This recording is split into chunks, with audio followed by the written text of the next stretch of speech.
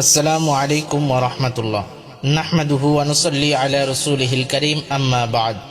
সম্মানিত শ্রোতাবৃন্দ, আজকে আমরা একটি গুরুত্বপূর্ণ বিষয় নিয়ে উপস্থিত হয়েছি। তা হলো, এক মৌলবী ফতোয়া দিয়েছে ভোর রাতে আজানের পূর্বে সাহরির জন্য মাইকে ডাকাডাকি করা জায়েজ নেই, নাজায়েজ ও গুনাহের কাজ বলে ফতোয়া দিয়েছে। উক্ত মৌলবীর ফতোয়া মন গড়া, বানোয়াট, ভিত্তিহীন। সম্মানিত দ্বীন ইসলামের সাহরি একটি গুরুত্বপূর্ণ আমল। এ প্রসঙ্গে হাদিস শরীফের মধ্যে ইরশাদ মুবারক হয়েছে, আন হযরত আনাস রাদিয়াল্লাহু তাআলা আনহু ক্বালা ক্বালা রাসূলুল্লাহ সাল্লাল্লাহু আলাইহি ওয়াসাল্লাম তাসাহহারু ফাইন্না ফিস সুহুরি বারাকাতান।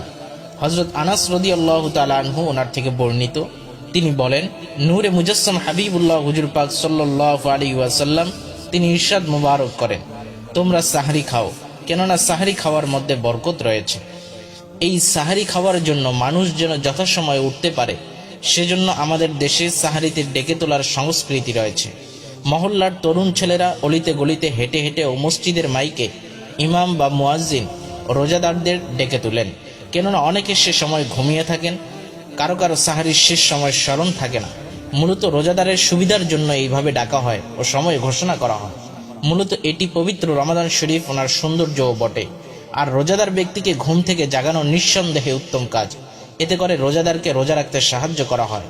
মহান আল্লাহ পাক রব্বুল আলামিন তিনি ইরশাদ মুবারক করেন, ওয়ালতাকুম মিনকুম উম্মাতুন ইয়াদউনা ইলাল খায়র ওয়া ইয়া'মুরুনা বিল মা'রুফ ওয়া ইয়ানহাউনা আনিল মুনকার ওয়া উলাইকা হুমুল মুফলিহুন। অর্থাৎ তোমাদের মধ্যে এমন একটি কওম বা গোত্র থাকা উচিত যারা লোকদেরকে কল্যাণের দিকে ডাকবে এবং সৎ কাজের নির্দেশ দিবে ও অসৎ কাজ থেকে নিষেধ করবে, আর এই সকল লোকই হবে সফল কাম। আর সাহরির জন্য ডাকা যেহেতু উত্তম কাজ, সেহেতু এক্ষেত্রে নাজাইজ বলার কোনো সুযোগ নেই। তারা বলে থাকে সাহরিতে ডাকাডাকির কারণে শিশুদের ঘুমের ব্যাঘাত সৃষ্টি হয়। মূলত এটি সঠিক কথা নয়, কেননা অধিকাংশ পরিবারে সাহরি ও ইফতারের সময় বাসার ছোট বড় সবাই একসাথে খাবার খায়। তারা অনেকে হয়তো রোজা রাখতে পারে না, কিন্তু এই সাহরি ও ইফতার খাওয়ার মধ্যে আলাদা একটি তৃপ্তি রয়েছে। দ্বিতীয়ত, তারা বলে সাহারিতে মাজুরাতরত মহিলাদের ঘুমের ব্যাঘাত হয়। এটাও অবাস্তব এবং অবান্তর কথা।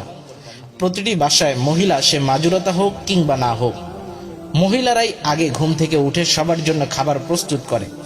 সেই মহিলা রোজা না রাখলেও অন্যকে রোজা রাখতে সাহায্য করে। কাজেই সাহারিতে ডাকার কারণে মাজুরাতরত মহিলাদের ঘুমের সমস্যা হয়, এই কথা সঠিক নয়। তারা আরও বলে সাহারিতে ডাকাডাকি অমুসলিমদের ঘুমের ব্যাঘাত সৃষ্টি করে। মাইকের ডাকাডাকি নিষ্প্রয়োজন, বরং বিরক্তিকর।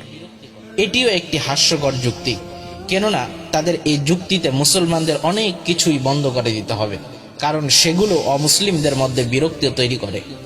যেমন এর মধ্যে আজান, গরুর গোশত, মূর্তি বিরোধী আকিদা, এমনকি পবিত্র কোরআন শরীফের অনেক আয়াত প্রকাশ্যে তেলাওয়াত বন্ধ করে দিতে হবে, কারণ তা অমুসলিমদের মধ্যে বিরক্তি তৈরি করে।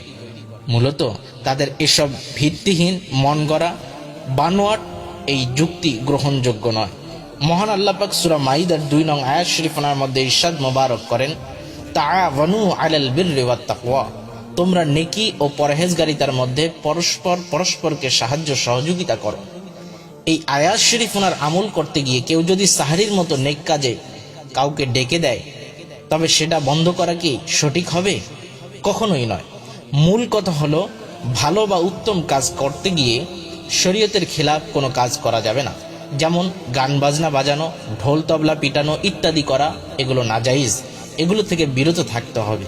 হাদিস শরীফের মধ্যে ইরশাদ মুবারক হয়েছে, হযরত সাহাবায়ে কিরাম রাদিয়াল্লাহু তাআলা আনহুম ওনারা নেক কাজে প্রতিযোগিতা করতেন এবং সে কাজে অংশগ্রহণের মাধ্যমে একে অপরের উপর আনন্দিত হতেন এবং একে অপরকে অনুপ্রাণিত করতেন। সুবহানাল্লাহ। মুসলমানদের অনেকেই সম্মানিত দ্বীন ইসলাম ওনার অনুসারী হওয়া সত্ত্বেও অন্যের ভালো কাজে একে অপরকে সাহায্য সহযোগিতা করার ক্ষেত্রে উদারতা দেখাতে পারে না।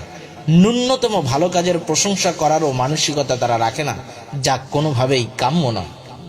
আফসোসের বিষয় হচ্ছে, বিভিন্ন খেলাধুলার সময় বিকট আকারের চিৎকার চেঁচামেচি করা হয়, গান বাজনা বাজানো হয়, সে সময় তাদের ফতোয়া পাওয়া যায় না। আর সাহরির মতো এত বড় একটি নেক কাজের জন্য যখন ডাকা হয়, মুসলমান ভাইয়ের উপকার করা হয়, নেক কাজে সহযোগিতা করা হয়, তখন তাদের ফতোয়াবাজি শুরু হয়ে যায়।